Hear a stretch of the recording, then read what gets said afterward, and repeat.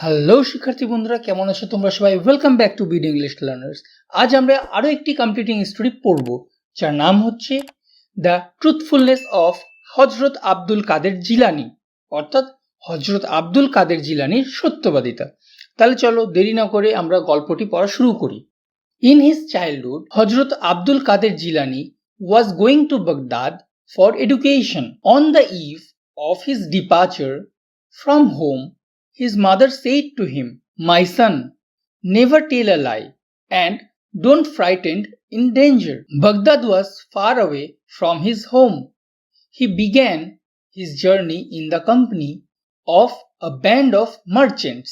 The way was infested with robbers. After 5 days, a gang of robbers fell upon the travelers. One of the robbers caught hold of the boy.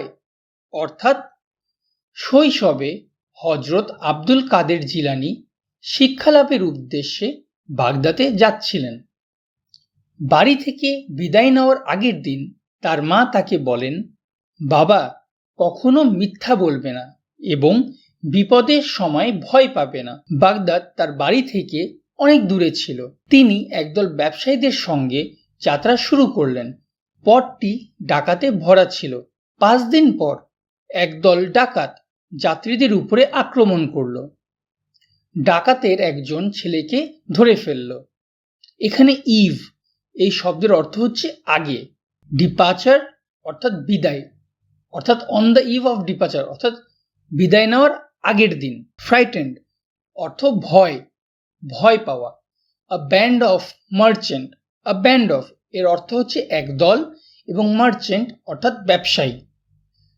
Infested অর্থাৎ ভরা বা পরিপূর্ণ। The robber asked him whether he had any money with him. The boy replied, "Yes, I have 40 gold coins sewn into my sleeves." The robber thought that the boy was joking and took him to the leader of the gang. অর্থাৎ ডাকাতটি তাকে জিজ্ঞাসা করলো তার কাছে কোনো টাকা আছে কিনা।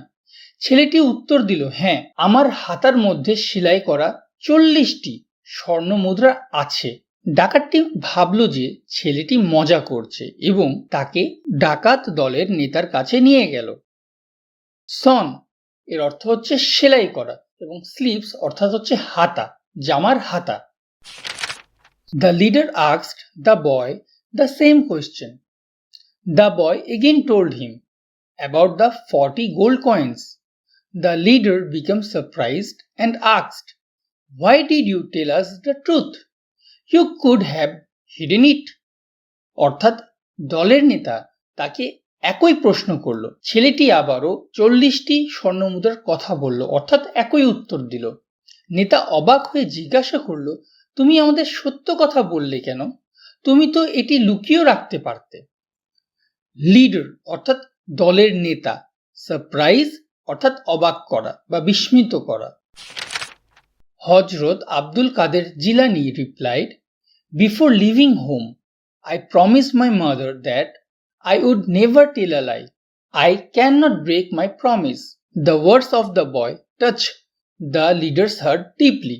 অর্থাৎ হযরত আব্দুল কাদের জিলানী উত্তর দিলেন, বাড়ি থেকে বের হওয়ার সময় আমি আমার মাকে প্রতিশ্রুতি দিয়েছিলাম যে আমি কখনো মিথ্যা কথা বলবো না। আমি আমার প্রতিশ্রুতি ভঙ্গ করতে পারি না। ছেলেটির কথা ডাকাত সর্দারের হৃদয়ে গভীরভাবে স্পর্শ করল।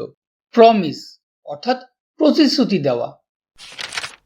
He realized his mistakes and felt ashamed on his evil deeds. He immediately gave up robbery and asked his followers to do the same. The other robbers were also moved by the boy's honesty. They all repented and started leading honest lives. সে তার ভুল বুঝতে পারল এবং নিজেদের খারাপ কাজের জন্য লজ্জিত হলো। সে সঙ্গে সঙ্গে ডাকাতি ছেড়ে দিল এবং তার সঙ্গীদেরও তা করতে বলল। অন্য ডাকাতরাও ছেলেটির সততায় মুগ্ধ হলো। তারা সবাই অনুতপ্ত হলো এবং সৎ জীবনযাপন শুরু করলো।